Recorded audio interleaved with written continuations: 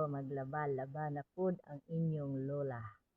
Daghan kog labon nun mga kalola no kay Sabado ako kapanglaba. Domingo po ko kapanglaba kay siyempre walay part-time yung akong darling, akong mahal. No to OFW siya no pero gamay ra sa sahod pero okay lang maka-survive gid no. So magtaka mo no kung anong na ako'y mahal no. So di na unta ko sukat nagkahiwalay mi akong isang mahal ang akong pinaka friend na lang mi no. So, dawat niya ako, tanggap niya ako sa akong first love na nako, first love ko niya. Wala gina sa magninyo. Bisan nga minyo nako, na ko man wala gina sa magninyo mga kalola no. Nakauyab naman sa uyab pero wala gid sa magpakasal. So siguro mo na kami lang siguro ang tadhana na niya. Amot lang. So gipalitan ko niya og yuta, gipalitan ko niya og balay na balay daan no, na dito sa Mindanao. So nabiyaan ako kung na-miss tuloy na ako akong mga anak ug mga apo. Pero naintindihan nila na ako no, naintindihan ko nila. So puhon, uli puhon niya akong first love na bagay. So nagkauli ni tanggap no. Padako kay pasalamat sa mga kalula no kay dawat niya ako kung unsa og sa ko no. Bisan na ako mga anak no o na nakapanguyab na ko, namin na ko. Dawat niya ako pero dili ko kasado mga kalula no. Dili ko kasado sa sa akong mga anak. So na nahibalitaan niya nga yari ko Mindanao itong aging tuig, nabalitaan niya nga wala na ko'y kabilinggan. Daghan nang linguha na ko pero wala na ko no tungod sa sakit sa akong 4 years and mahigit no. Di kay 4 years lang, bisan pa sa sinugdanan, grabe na kasakit. So nagka-istorya ni, nawag siya sa imay tuo, nanawag ko kami. Silingan na mo sila sa bangkal o tuod pinakasud sa kong papa sa una. First love na ko siya o first love ko niya.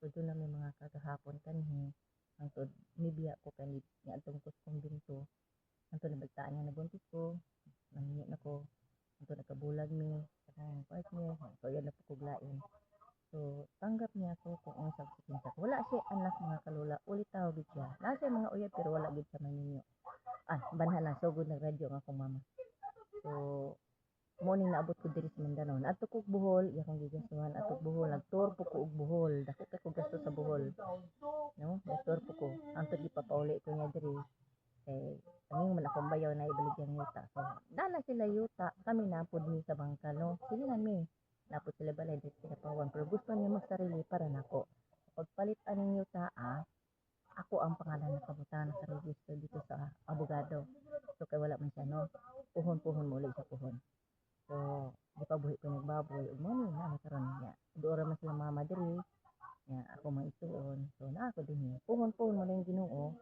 kapundar ako mga anak mo na diri no kay nakasabot man ako mga anak mga sitwasyon ako no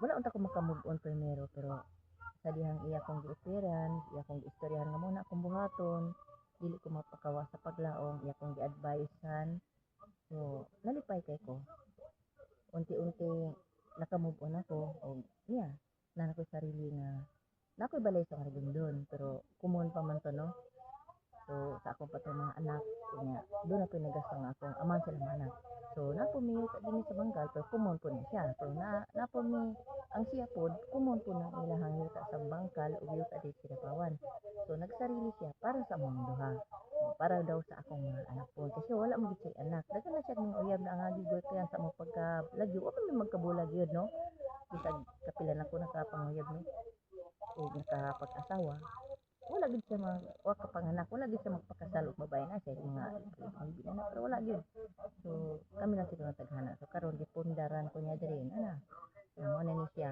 na koy nanay yuta na mo ko galingon nakapangalan ako no nanabaw yan so salamat ko salamat mahal junior salamat ko so maglaban ako mga kalula daghan kay kog labonon no kay Domingo maghapon man mi istorya so mo na ang akong kuantiya nga pag-amping dito ni Daman unya manawag ko to niya so maglaban-laban ako konti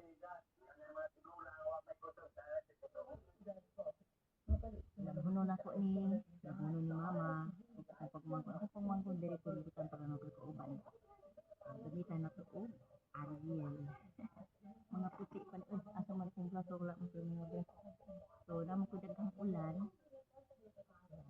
nakipundo ang part ko siguro po ang siguro po sa plano sa kong partner